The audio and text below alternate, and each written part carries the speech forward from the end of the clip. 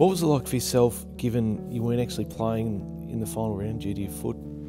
It was difficult. My body certainly wasn't holding up towards the back end of the season. As much as I would have liked to have been out there and helped, I knew what my injuries were, and there was nothing I could have done about them. So I tried my hardest to help the team in every way I could, not physically being out there, but I feel that's where I do my best work is on the footy field, and it's tough when you're sitting up in the coach's box because you're pretty helpless up there.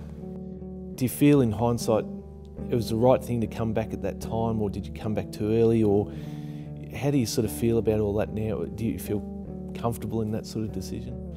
Yeah, looking back on it, I don't think I would have changed a thing.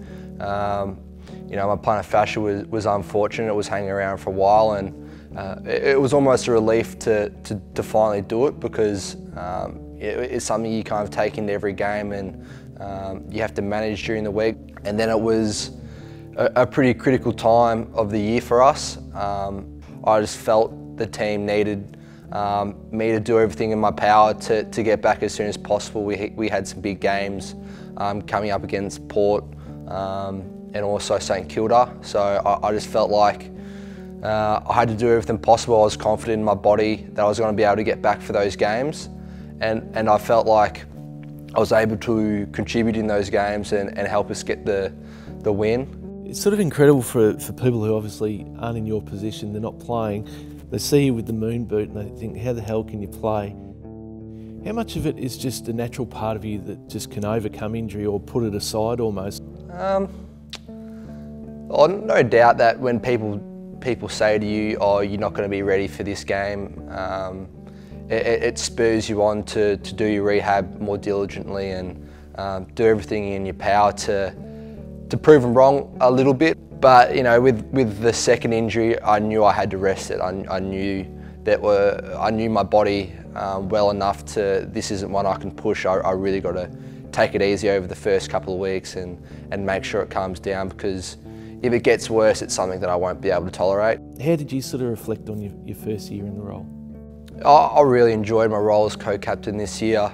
The football club went through a lot of different challenges and obstacles this year, which I was able to go through with Jonesy and Simon Goodwin. So yeah, it's been a massive year, and I've learnt so much, and being able to work with Nathan and Simon's been awesome. Let's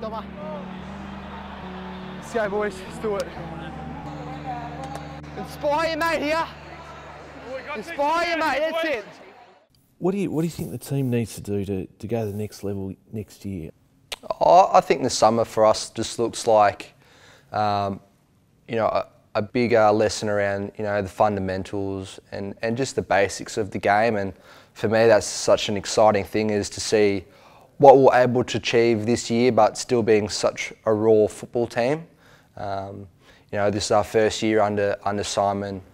We're still a relatively young football club. I think there were times during the year we fielded one of the youngest teams in the competition. I'm bitterly disappointed because I know we could have made it, but at the same time I look at the improvements that can be made, and they're massive. So it's a big pre-season around the fundamentals of the basics of our game style, which will make the biggest difference next year, I feel. How important is it for the players to see how much the supporters do love the club? The supporters and the fans have been enormous for our performance this year, and general energy around the football club.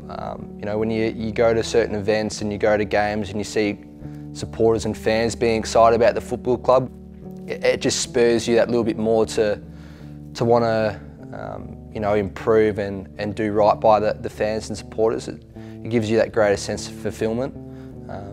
So yeah, interstate, we've had some massive wins, and no doubt it's off the back of the energy and the support the fans were able to bring.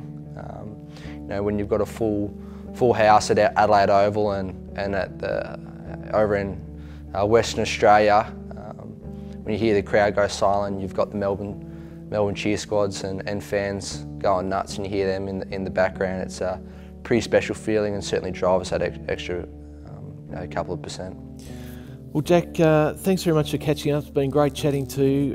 Congratulations on a great season again by yourself, and all the best for 2018. Thanks, Bergs. Appreciate it.